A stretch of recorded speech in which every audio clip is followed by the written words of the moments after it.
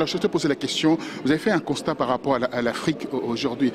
Est-ce qu'on reste encore dans l'état de constat au lieu d'aller vers ce que vous avez proposé, ce que vous avez proposé au niveau du rapport Bockel, avec des propositions qui sont de vraies propositions?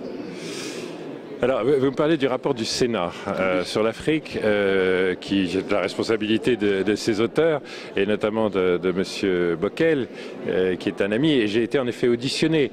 Nous avons fait un rapport également pour le gouvernement avec Hubert Védrine, il s'est fait un rapport sur l'Afrique anglophone pour l'Assemblée nationale française, il s'est fait un rapport pour l'Assemblée nationale française il est en train de se faire un rapport sur l'Afrique francophone.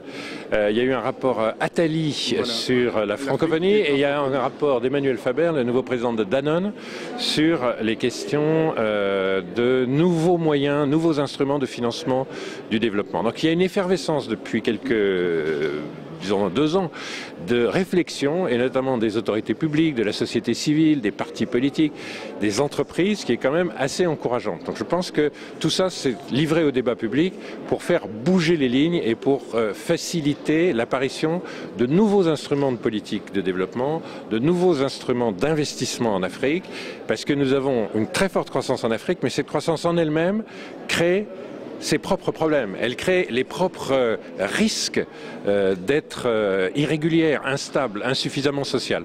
Et donc on a beaucoup de travail intellectuel à faire et c'est bien qu'il y ait cette animation en France pour essayer d'avoir une croissance en Afrique qui soit soutenue, soutenable et relativement inclusive socialement.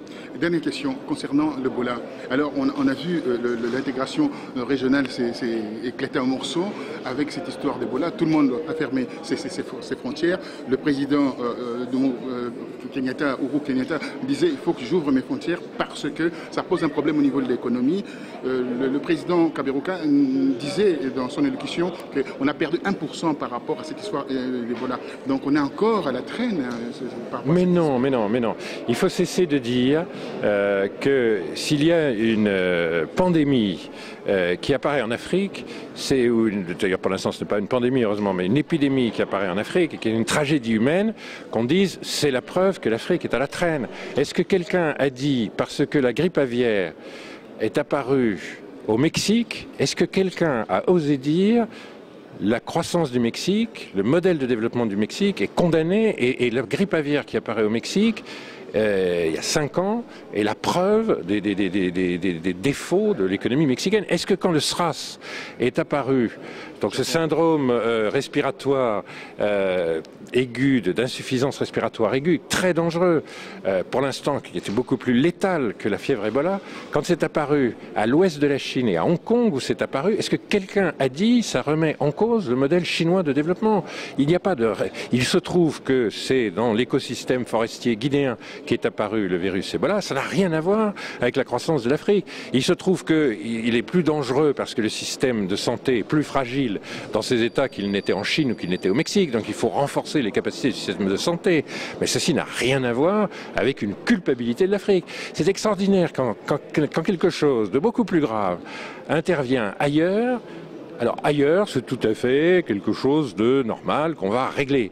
Quand c'est en Afrique, c'est la preuve que le nouveau fléau condamne l'Afrique à une espèce de culpabilité permanente. C'est un raisonnement dont il faut complètement se départir. Quant aux réactions habituelles de fermer les frontières, tous les pays font ça dans le monde entier. C'est de la stigmatisation du pays qui est victime. C'est une absurdité du point de vue de la santé publique. Ça a été décrit comme ça par l'OMS, ça a été décrit comme ça par le Conseil de sécurité des Nations Unies. Mais c'est une espèce de réponse politique à une espèce de panique des citoyens. C'est un moment faible dans l'action.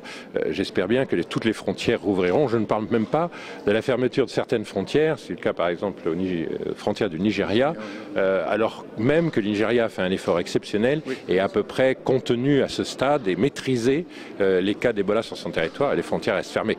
Donc vraiment, ça c'est une des pires réactions possibles. Mais cette réaction de panique sur tous les continents, on l'observe. Merci infiniment. Merci.